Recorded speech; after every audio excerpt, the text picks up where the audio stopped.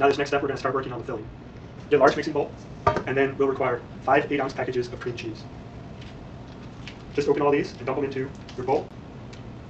You can let these set out a little while before mixing. Keep them still cool, but it helps them mix better than if they're straight from the fridge. Sometimes they come out easier than others. Just cut it completely open, and then flick to get most of it out, and then scrape the rest out.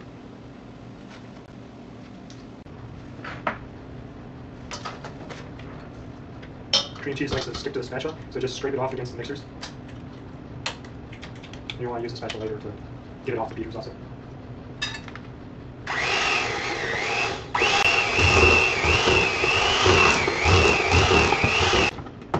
So you beat that until you see that it's nice and fluffy. So beat that until it's nice and fluffy, and you can see that it's starting to create tops on it. That's what you want there. Now we'll add the sugar, granulated sugar. It requires 1 1/4 cups, normally found in boxes. I already have this amount measured out, so we'll dump this in, and we'll mix before adding the next item to this mixture.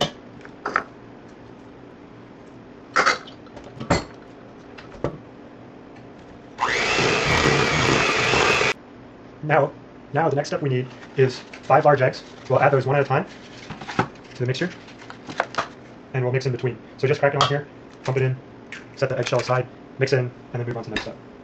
Have a towel by. Eggs can tend to be messy. Wipe your hands off. The mixture's going to start getting creamier, and the coloration is going to start changing due to the eggs.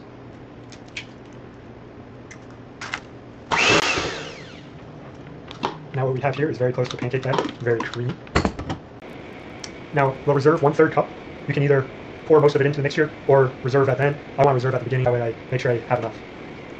So just pour it over your pan and get it in the cup. That's about 1/3 cup right there. The rest we'll pour into the crust that we have already prepared. Now we'll just pour this in here. Look how smooth that is. Or that came out a little more. Now you want a spatula that can hug the sides of this bowl to get the rest of this out of there. So let's grab this here. Scrape this all out. Look how much extra you get when you use the spatula. So you don't want to waste all this and just put it in the sink.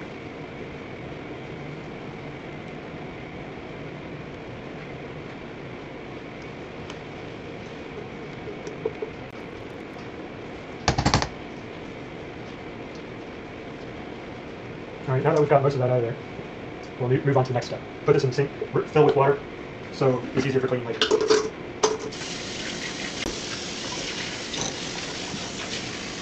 So again, we now have a mixture poured into the crust.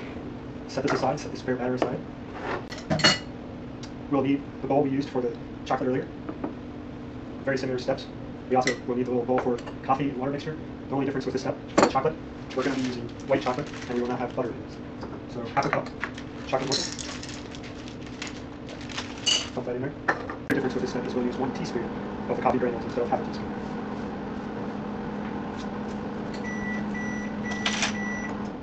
And that pretty much uses all of that individual syrup. Now we add 1 teaspoon water into that. And we'll make sure that it's stirred up good. Let me go check in the chocolate. We'll stir that, again with the same spoon we used, it's clean. And then we'll combine these ingredients with the chocolate straight. We have the white chocolate here. Looks a lot less without the butter. It's good to mix. So now we'll have the spatula we cleaned up and include the batter into this. Scrape that all out there. Set aside so you can use the spatula again after you're done mixing. Stir that coffee up good, and then pour that in the mixture as well. Set that aside. Now we'll stir this mixture here until it's nice and smooth. Look at that as we start combining that. That brown evens in throughout the mixture of the coffee granules. It's nice and smooth. Really smooth. If you really want to be cautious about how smooth it is, you can use a wire whisk. Make sure it's all smooth, but it's all smooth in here. We've been mixing it for a while. And we'll just pour this on top of our batter mixture. Now you can see the contrast of colors too. We want to spread this out across the mixture with the spatula, and also to clean out the bowl here too. So we want to rinse the spatula off since it still has the just plain batter on it.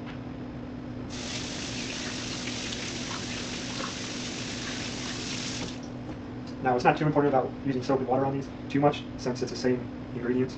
Now, if they're mixing ingredients, I suggest washing thoroughly before reusing devices. So then we'll clean this bowl out, and then we'll spread it more evenly across the whole mixture. Almost a caramelized look. smells very good.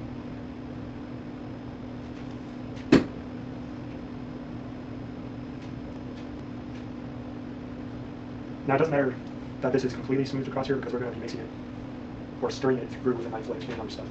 So just make sure it's somewhat spread across here. Now for this next step, we'll use maraschino cherries, jar, and you'll want about 16 ounces of these. This jar is only 10 ounces, so I'm going to use about a jar and a half. So just open them up and then strain the juice out and then put the cherries onto the chopping board to cut it in half.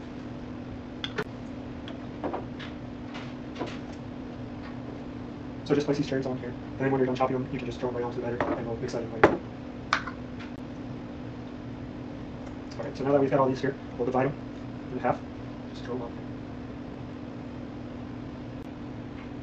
Now that I have all these chopped up, we can dump these onto the mixture. It's fine if you have a little bit of juice, it'll add to the coloring of the marble effect.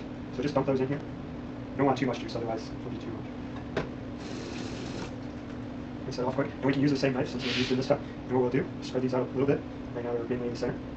So spread these out.